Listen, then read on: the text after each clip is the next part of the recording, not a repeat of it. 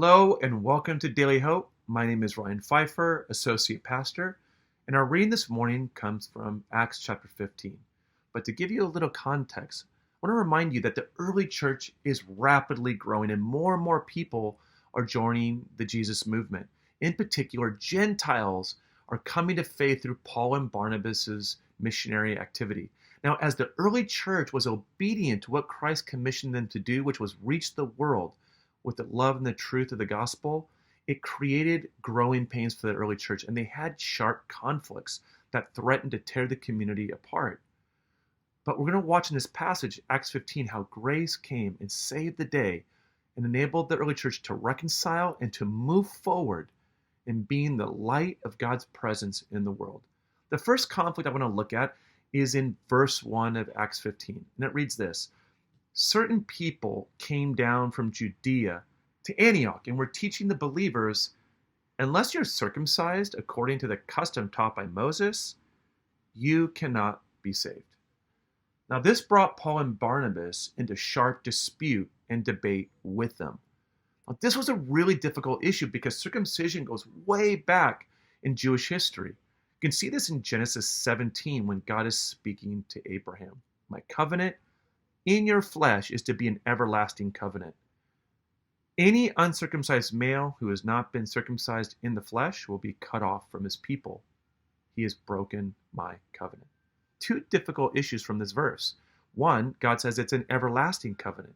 So how can we say now that the Gentiles are joining the church that we should undo something that was supposed to be everlasting? Number two, it says that any uncircumcised male. And if you read the passage in Genesis, you would see that included people of non-Jewish descent as well, people who were proselytes, who were servants. So wouldn't that have also included Gentiles for the early church? Well, that's why Paul and Barnabas go to Jerusalem and have to hold counsel with Peter and James to discern and sort through this really difficult issue. The second conflict comes up in the second half of Acts.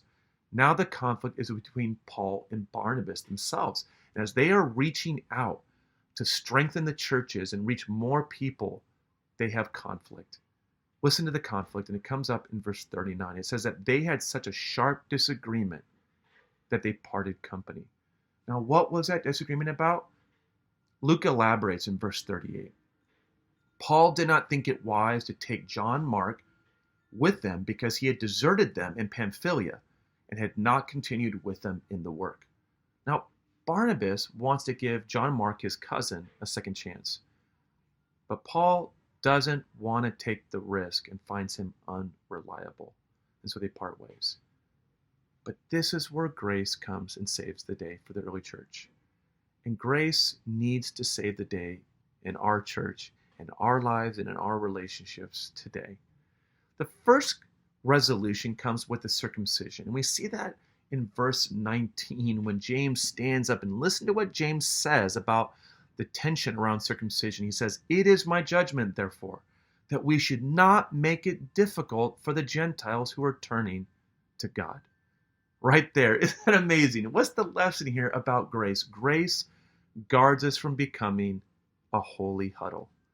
Specifically, grace seeks to open the way for as many people as possible to join the family of God. Let me explain. Grace challenges us to live beyond our prejudices, our comfort zones, and the ways in which we place our interests and conveniences above others. And secondly, grace inspires us to rethink our customs, our traditions, our strategies, and our structures in order to make our community more welcoming for as many people as possible. This is so important for us as a church as we reach the next generation, reach younger people, as we seek to reach people more and more of different ethnic backgrounds, men and women, as we are looking to reach people. It's going to bring us into conflict. It's going to bring tension. But grace is what allows us to remember and to move beyond our prejudices, our comfort zones. And it's grace that inspires us to rethink our customs in order to be God's expression of love to as many people as possible. Secondly, grace protects us from being self-righteous. And that's what's going on for Paul. Paul this amazing proponent of grace, loses sight of grace himself, and he needs Barnabas. Now listen to what Paul himself writes in 2 Timothy 4 about John Mark. He writes, "Only Luke is with me." Now, speaking to Timothy, he says, "Get Mark." That is the same John Mark. "And bring him with you because he is helpful to me in my ministry." And we see that Paul and John Mark eventually reconcile. Why is that? Because grace helps us and inspires us to have confidence in God's redeeming grace. Grace is what allows us to believe and see the best in others. It doesn't cause us to sugarcoat sin or failure, but it allows us to see that we are all on a trajectory of becoming more like Christ, and it's grace that allows us to give others a second chance. Grace inspires forgiveness and mercy, and it's these qualities that strengthen us along the path to becoming like Christ. Because when we fail, when we falter, we get discouraged, and the enemy wants to sneak in there in our lives and the lives of others and tell us, "You don't have what it takes. Give up this whole Jesus thing." But when we are gracious people, we allow people the chance to have a second chance. So I want to bless you this week to be full of God's grace towards others and towards yourself. May God's grace open your heart to make room for more and more people at God's table, and may God's grace give you grace towards your failures and the failures of others. God bless you. Have a good week.